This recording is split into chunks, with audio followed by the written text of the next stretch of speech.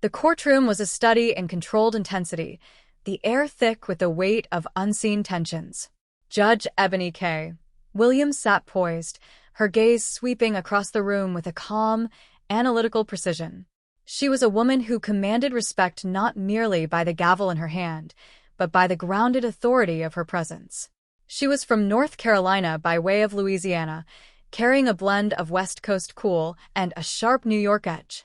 Her courtroom was a sanctuary for equal justice, a place where the diverse tapestry of humanity converged: black, white, purple, gay, straight, queer, all under the unifying banner of truth and integrity. The current matter involved Bradford Kingston, a man who found himself entangled in a dispute with his former employer, Leanne Davis. Kingston claimed that Davis had withheld his final 2 weeks of pay after baselessly accusing him of theft. Davis, however, had filed a countersuit for $3,854, adamantly maintaining that video footage proved Kingston had pilfered valuable items from her daycare facility.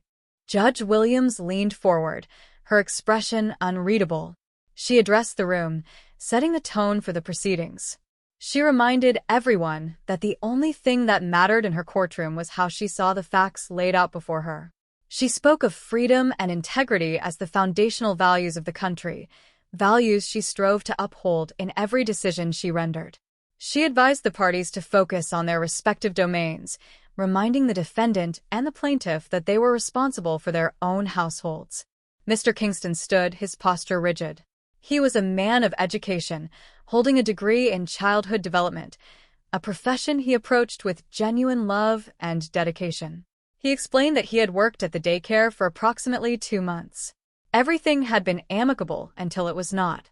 He sensed a growing hostility, a subtle undercurrent that suggested he was viewed with suspicion simply because he was a man in an industry dominated by women. He recounted the first time he heard the comment about how unusual it was for a man to work with children. It was a remark that lingered, casting a shadow over his time there. Eventually, he had reached a breaking point and tendered his resignation. It was then, he claimed, that the accusations of theft, a drivable toy car, and a designer watch were levied against him to justify the withholding of his final paycheck. Judge Williams listened intently, her mind moving through the evidence. She found it curious that a business owner would hire a man if she possessed such a fundamental bias against men in the childcare space. When it was her turn to speak, Leanne Davis was defensive and sharp. She stood by her conviction that Kingston was the only one with the opportunity to commit the crime. She presented a piece of video footage as her smoking gun. When the footage was played, it showed nothing more than Kingston moving about the classroom, performing the very duties he had been hired to do. To the judge, the evidence was flimsy at best, a desperate attempt to manufacture guilt where none existed. The tension in the room remained high. To settle the matter, the court had requested that Mr. Kingston submit to a polygraph examination. The results were to be presented in open court, an objective measure to weigh against the subjective accusations of the defendant. As the examiner presented the findings, the room went silent. The polygraph indicated that Mr. Kingston was truthful when he denied stealing the toy car and the watch. The evidence was compelling. Judge Williams turned to Davis, her voice steady and firm. She noted that if Davis were truly seeking the truth, she would accept the outcome of the examination. Davis, however, remained recalcitrant, unwilling to abandon her suspicions. The judge had seen enough. She addressed the court, noting the disturbing nature of the accusations. She highlighted the blatant prejudice that Davis held against men in the childcare profession, a bias that had led her to treat an innocent employee with hostility and unfair judgment. The ruling was swift. Judge Williams awarded Mr. Kingston the $3,000 he was owed for his final 2 weeks of work, dismissing his lack of formal notice given the hostile environment he had been forced to navigate. The countersuit filed by Davis was dismissed in its entirety. The message was clear. In the court of equal justice, prejudice would not be tolerated, and truth would always prevail. The court transitioned to the next matter, a case of a different texture but equal emotional stakes. Melissa Craig, a woman who had recently undergone what she termed a mommy makeover, stood as the plaintiff.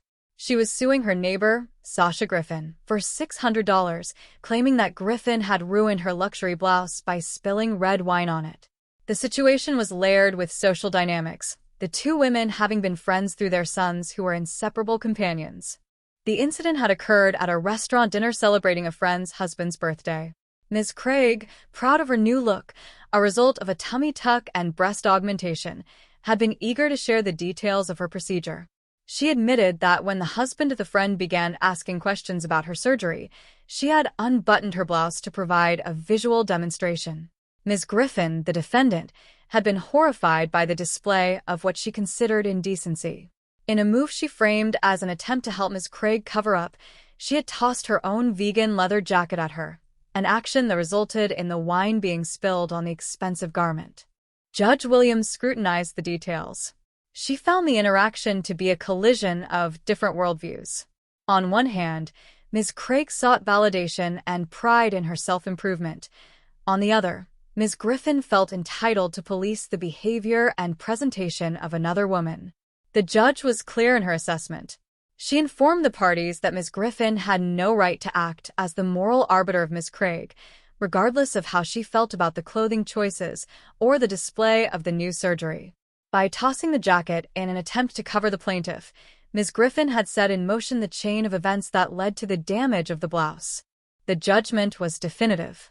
Judge Williams ruled in favor of Ms. Craig, ordering the defendant to pay the $600 for the damaged luxury item. As the session concluded, the room settled into a quiet reflection of the lessons learned. The cases were not merely about money or property. They were about the fundamental respect that individuals owe to one another, the necessity of examining one's own prejudices, and the importance of allowing others the dignity to live their lives without the imposition of another person's unsolicited moral standards. Justice, in the eyes of Judge Ebony K. Williams, was the constant application of these principles, a shield for the innocent and a mirror for those who had lost their way in the fog of their own biases.